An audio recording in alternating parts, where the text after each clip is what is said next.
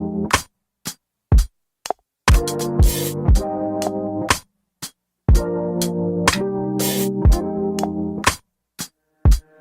you call me by my. Hi everyone, welcome back to my YouTube channel. It's been a minute, but we are back and we are better. And guess what, y'all? I have a special guest with me today, y'all. We have Dr. Holloway. And y'all, guess what? Y'all, we just recorded on her segment called Healing Conversations here at JPRG Radio. It was great. It was amazing. So y'all gonna have to tune into that as well. You can go tune in on my Instagram at the Miriam B, and you can tune it in on her Instagram as well because we collaborated. Yes, it's at Dr. Holloway Helps. Yes. So guys, we about to dive into this conversation, but before we dive in, I'm gonna have Dr. Holloway introduce herself, and then we're gonna tell y'all what we're gonna talk about today. Yes, thank you so much for having me for joining me on my segment today. It was so much fun. So I'm Dr. Kanika Holloway. I'm a licensed professional counselor in Georgia, but I provide services coaching-wise internationally and nationally. I have a degree in Spanish for my bachelor's, and my master's is in counselor education, and my doctorate degree is in counselor education and supervision. And I've been a therapist for about 15 plus years or so. So lots of experience with working with individuals and couples. And I started off with children, but I don't work with children now. Perfect. So y'all, this is Dr. Holloway, and I'm so excited to have her as a special guest on my YouTube channel because y'all, today we are going to discuss on mental health and relationships. Yes. Woo!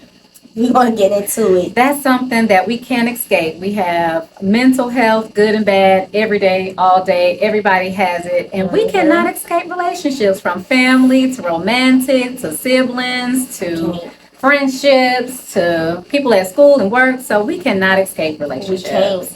So what do you want to know? What do you want to focus on? So I want to focus on mental health first. So y'all, mental health plays a big part in this day and age, and it's starting to get highlighted more on social media because when it comes to mental health, a lot of people didn't want to discuss on mental health because it's like growing up, it's everything's going to be okay, but like being exposed to so many things, I want to talk about like how does mental health play a big part on how we show up each and every day? It plays a big part. So every day, your mindset plays a big part of how we're doing.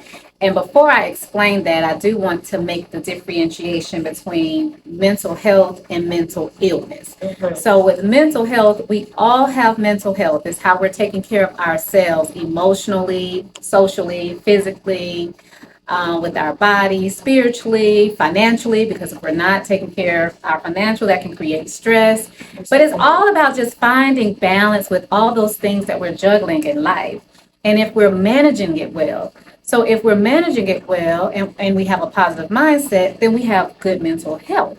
But if we're not managing it well, but we have a positive mindset, we can still manage it because of our mindset. But if we're not managing it well and we have a negative mindset, then it's really going to impact us. Now, mental illness can show up if we're not managing our mental health well. But we also have a population of people who brain chemistry is not in sync, and so they may need medication to help manage the illness. So the illness is anything that kind of interferes with your quality of life. So if you're not eating enough, maybe, for example, depression. There are 9 symptoms of depression. So if you're not eating, or you have a low appetite, or you're eating too much, you're not sleeping or sleeping too much, you're having suicidal ideations, or you've attempted suicide, if you're having behaviors like you want to isolate, you don't want to be around anybody, you're feeling helpless, hopeless. Oh, I hope that's all of them. I can't remember a few of them, I think. But anyway, there are a lot of symptoms that can indicate that you're dealing with depression. Now, this is different from just feeling sad. This is lasting 2 weeks or more, right? So with mental illness, I think it plays a big part because we may not realize that we're irritated. Oh, that's another one, being irritated or angry, like really snappy. we may not realize that something deeper is going on with us, and you may not connect it with being depressed, where you all of a sudden just keep crying and you can't figure it out. You're not realizing that that may be a deeper symptom of something else that may be going on with you. So we have a lot of indicators when I'm working with people that I screen for to find out what is really happening. And I think people don't want to show up to counseling because they're afraid of being labeled or something is wrong. Well, if something is wrong, wouldn't you want to fix it? Right? So if you had a cut, you know that something is wrong. You either fix it, you're going to put a Band-Aid on it, or if it's a really bad laceration, you're going to go to the doctor. So people don't pay attention to their mental health as much as they pay attention to their physical ailments. Because if you broke your leg, you're going to go to the doctor. Okay. So let's try to get out of the mindset that we can't get help with our thoughts and our behaviors. And I like how you mentioned, like, when it comes to, like, when we differentiate it between mental health and mental illness, like, the biggest thing we're saying is a lot of people don't want to get the help because of the labeling behind it. It's like, I think a lot of people be like, you're not crazy. Why you are going to go seek help? But it's like how you're differentiated between mental health and a mental illness.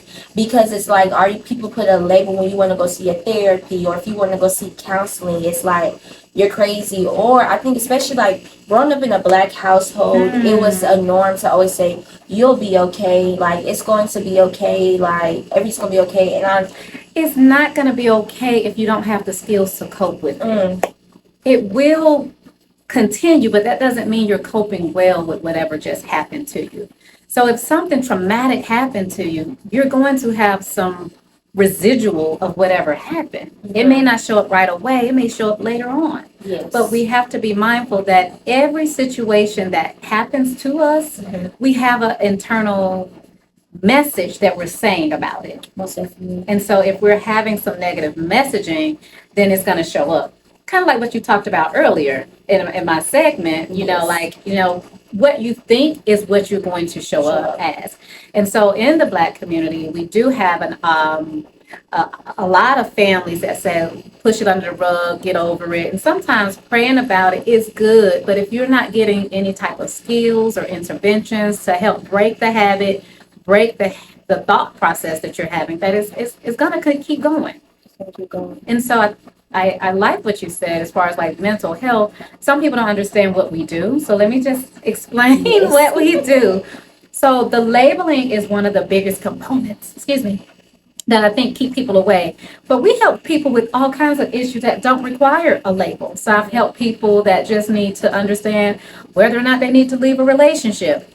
That doesn't necessarily require a label like depression or anxiety, even though it could contribute to some depression and anxiety, but just trying to make a decision, whether it's career-wise or making big decisions around, especially when I work with couples, should we have a kid right now? That is making the decisions.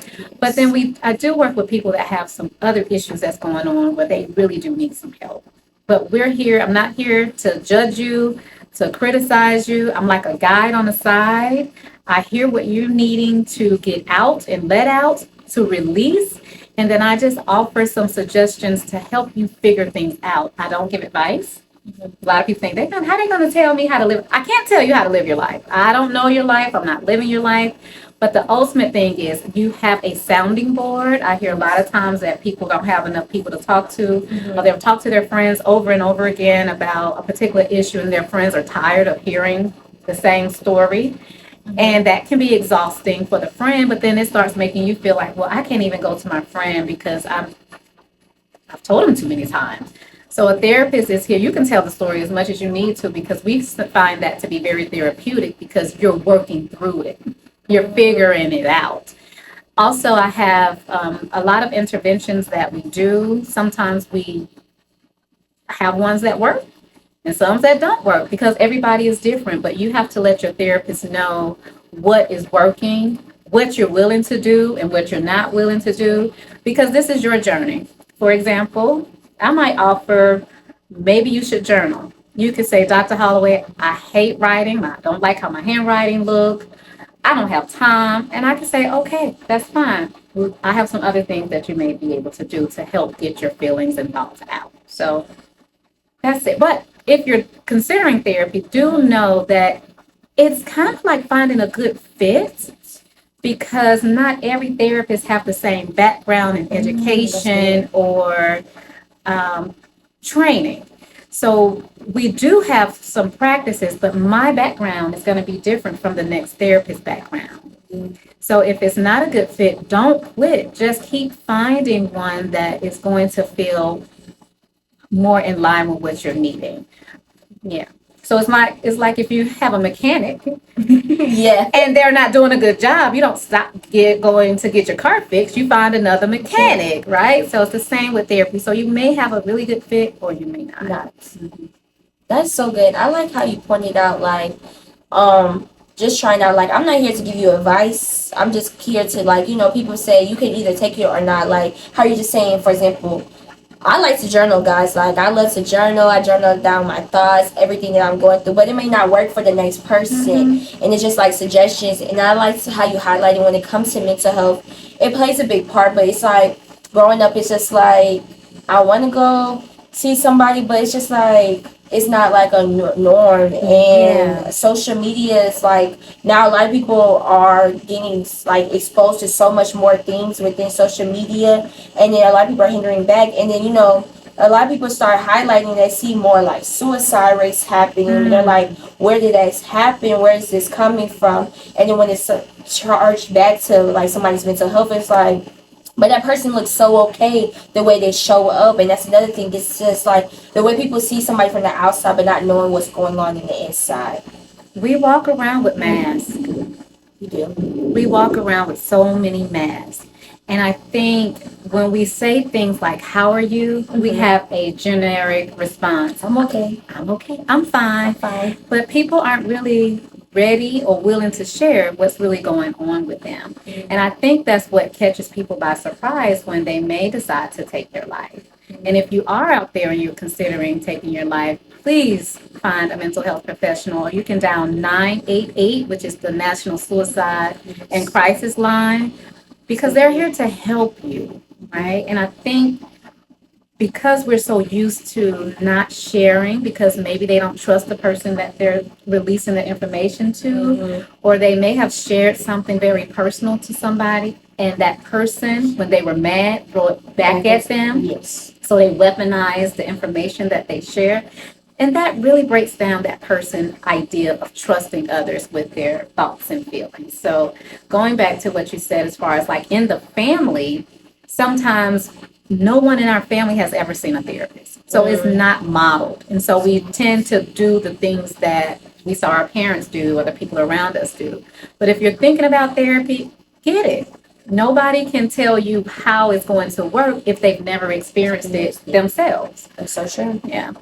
That's so true. So I want to talk about like how you were saying like from the beginning. So like when like different labels when it comes to like irritation, anger. When I was breaking down some of the signs for depression. It's like a deeper root that started from, because it's just like a lot of people used to be like, I'm so irritated, or somebody look at this and say, why are you so irritated all the time? But how you say it could be a deeper root, like something that started from your early childhood. So like everything like around you now and how it can affect you when you grow up, but you didn't even know how your early childhood can affect you at your older age now when you're like in adult years, your teenage years, and they start putting like labels on you saying, she's so irritated all the time, he's so irritated all the time, she got an attitude, he's already angry. But then how you're saying is deeper roots, if you could like go more in details about that.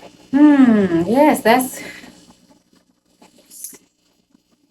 I like to start by saying for every behavior there's a reason. There's a reason. For every behavior there's a reason.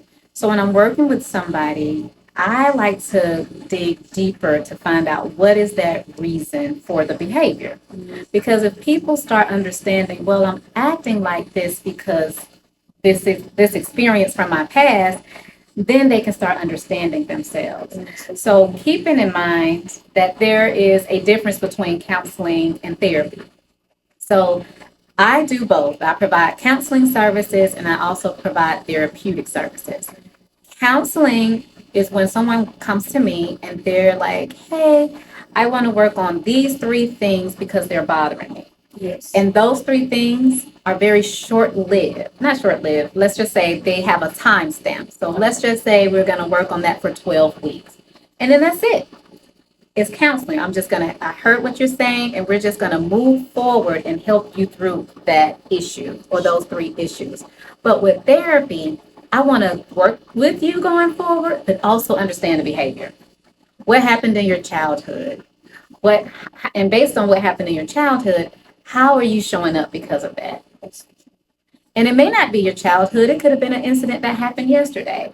Maybe it was a relationship. Maybe it's just some thoughts that you've been having and now you're acting out.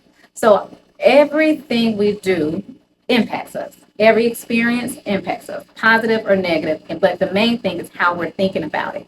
And a lot of people don't know that our experiences, even though they may have happened in the past, our reaction to it is lasts a lot longer. Kind of like a pebble dropped in a pond. Yes. That's the center point. That's what happened. But now you have these ripple effects of those things that are happening because of that pebble that was dropped in the pond. Wow. So we have to start with healing ourselves, starting with self, and not keep thinking that everybody else is the problem when it really could be you. Wow, and I like how you highlight that. How like when like especially growing up, it's like you feel like everybody's out there to target you, or you feel like everybody's the problem. But like how you're saying, it's healing starting with inside, because it started from early childhood years, and then now it affected you how you're growing up, and it's like, why is everybody having a problem with me? But then how you're just saying it starts with the inside, like healing. And I think that's the number one thing a lot of people forget. Self. Like it's so easy to point the fingers at the next person, especially when an issue, argument or something happens with another person. Your fingers are so easy to point at them and never self-reflect on, why is this type of thing coming out of me? Why is anger coming out of me? Why I'm so irritated when I'm talking to this specific person? And never knowing it is actually affecting your mental health, or how you show up when it comes to relationships, how you show up when it comes to your family members, and more. Yeah, so I like to work with people using a theory called CBT, which basically means cognitive behavior therapy, and how our thoughts impacts our behaviors. I'm going to say that again. How your thoughts impacts your behaviors. So how you think it is how you show up. So let me just walk you through this example. Okay. So one of the techniques is called ABC. So A stands for the activating event. That is the thing that happened, the stressor, right? Yes. B is the belief that may be triggered because of the event. But we aren't tapped into our beliefs. That's a subconscious program. But we may have immediate thoughts and feelings about the thing that happened. And based on those thoughts and feelings, we now have another B, which are behaviors. So we had an event that triggered our thoughts, that triggered our belief, that triggered our thoughts and feelings. And that's what showed up. I can't believe they did that. So that was a thought. The feeling is I feel disrespected. I feel irritated. I feel disappointed, right? Yes. And then because of my thoughts and feelings, I'm now going to have a behavior. And then the C stands for consequence. Based on those behaviors and those thoughts, you're going to have either a positive or negative outcome based on what happens.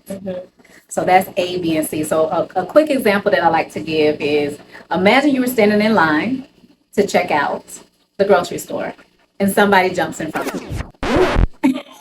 See, automatically. He's like, it comes out the nerve, because like, why would you jump in front of me? That's like, your thought, right?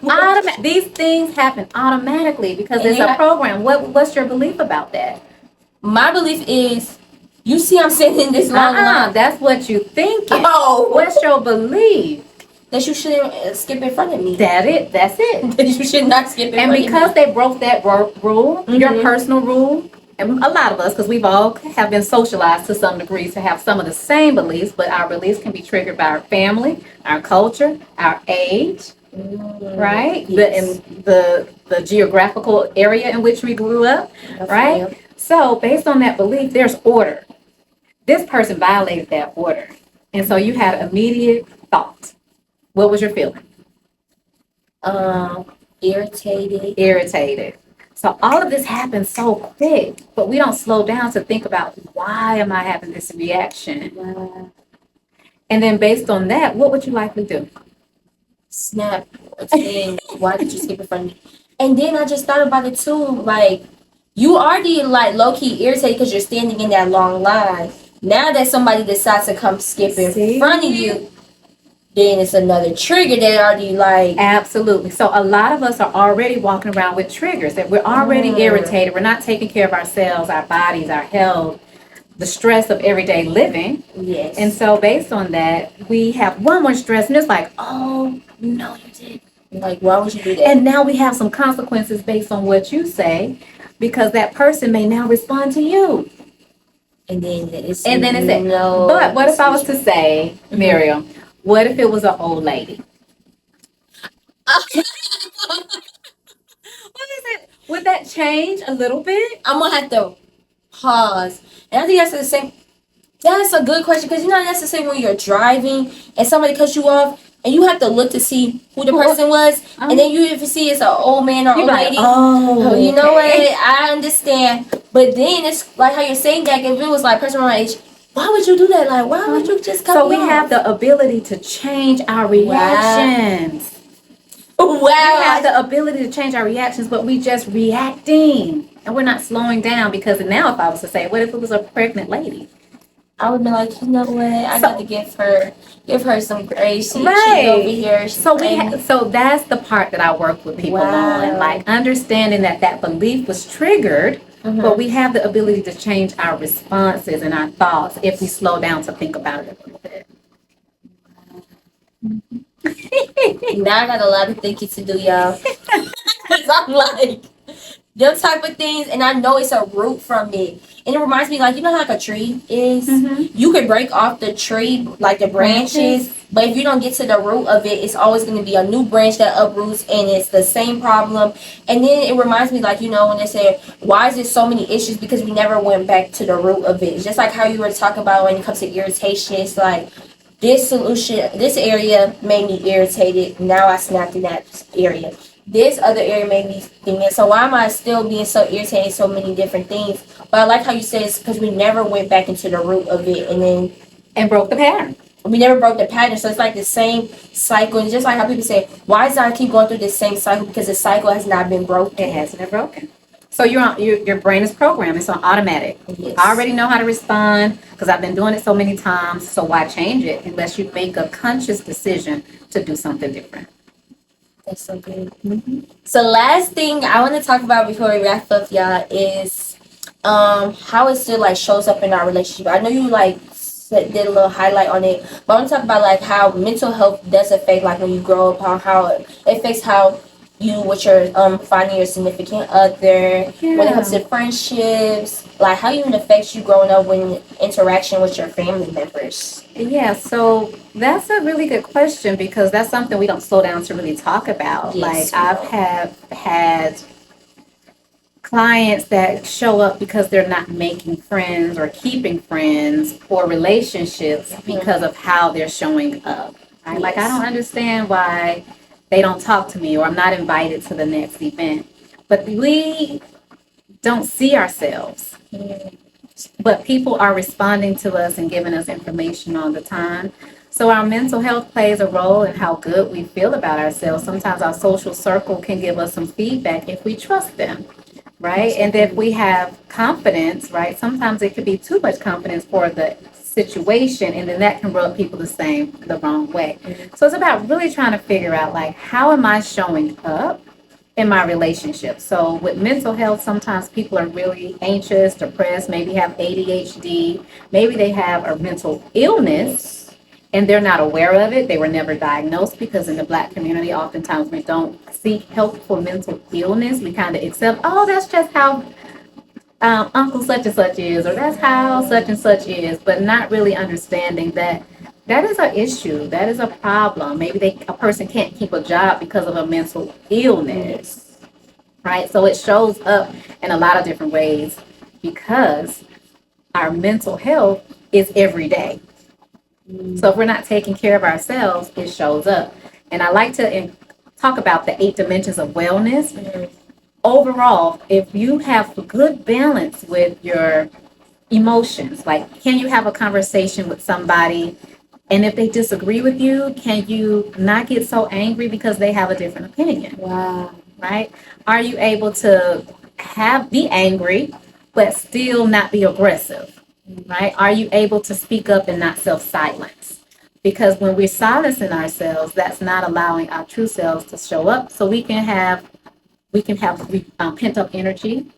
So the wrong person may get the target of our frustration and anger. Yes. I also like to talk to people about their environment. Sometimes a messy room, a messy car, or the environment in which you live is wreaking havoc on your mental health because there's no order, right? A lot of times people think, well, I'm just messy. But imagine if you weren't messy.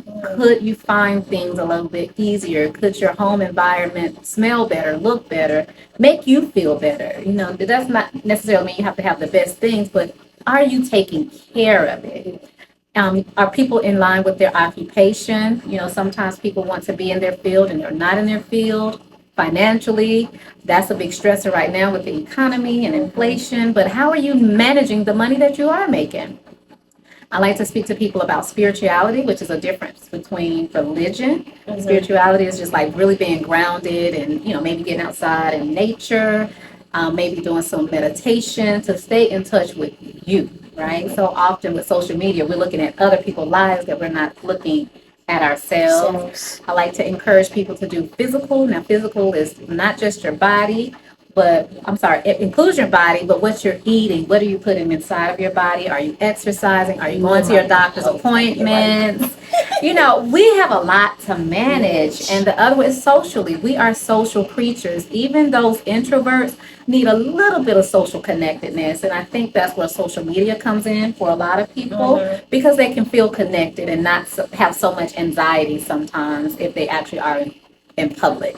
So I like to talk about all of those dimensions and see how people are balanced in that, because you're showing up in your relationship, and if you're not taking care of all of those things, then it's going to manifest itself in a negative way. So you may be angry, maybe because your finances aren't where they want to be. So now you're frustrated and mad because you can't take your person out on a date, or you can't do something. Yes. Or maybe physically, you know, you're really tired and you want to do something, but you're scared to go to the doctor. It just shows up so much. Really all of those things. So kind of like what we talked about today with me, adulting is really about managing your life. It really is. And what comes up as you're living it. But all of those things, it makes us whole. It does. So that's what I want to say about relationships.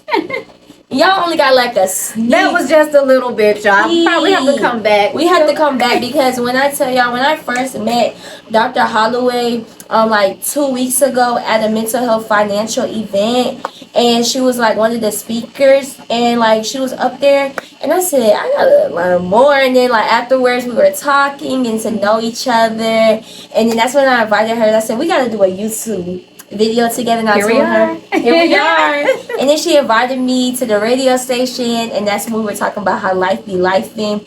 So this was such an amazing conversation. Y'all only got a sneak peek. Like, we're gonna have to have a part 2 because this was amazing, because mental health plays a big part on how we show up every day. So I really wanted us to have this conversation, and I had to bring somebody with more knowledge because that's what she does. She she encounters it every day with different individuals. So I just want to thank you again, Dr. Holloway, for coming here. You can tell everybody where they can find you, how to contact you. Yes, thank you so much for being brave and coming to talk to me. It all started because you spoke up. But yes, you can follow me on Instagram, which is Dr. Holloway Helps, so Dr. Holloway Helps. And you can find me on Facebook, Dr. Holloway Helps. And I don't have a TikTok yet, but I'm working on that. But if you want to reach out to me, you can call me at 833-299-4846. If you're in the state of Georgia, I can work with you. If you're not in the state of Georgia, I can work with you, but as a life coach, not as a therapist or a counselor. So y'all know where to find her. Thank you again, Dr. Holloway. You're welcome. This was an amazing conversation, y'all. And be on the lookout for more. Don't forget to like, comment, subscribe, share with everyone you know. And And if you have any more suggestions, and if you want to see Dr. Holloway again soon, please reach out, guys. And if you have any questions that wasn't answered, she gave you guys all her information. You guys know where I to forgot find. to mention the radio. Oh, hold up, yeah. Yes, and if you want to tune in to Healing Conversation, it's each Wednesday at 1:30 Eastern Time on www.jprg Radio, or you can download the app of JPRG Radio. So tune in every Wednesday, 1:30 p.m. Eastern Time. Healing Conversations. Yes. Thank you, guys. Have a great rest of your days. Bye. Be Bye. well. Be well.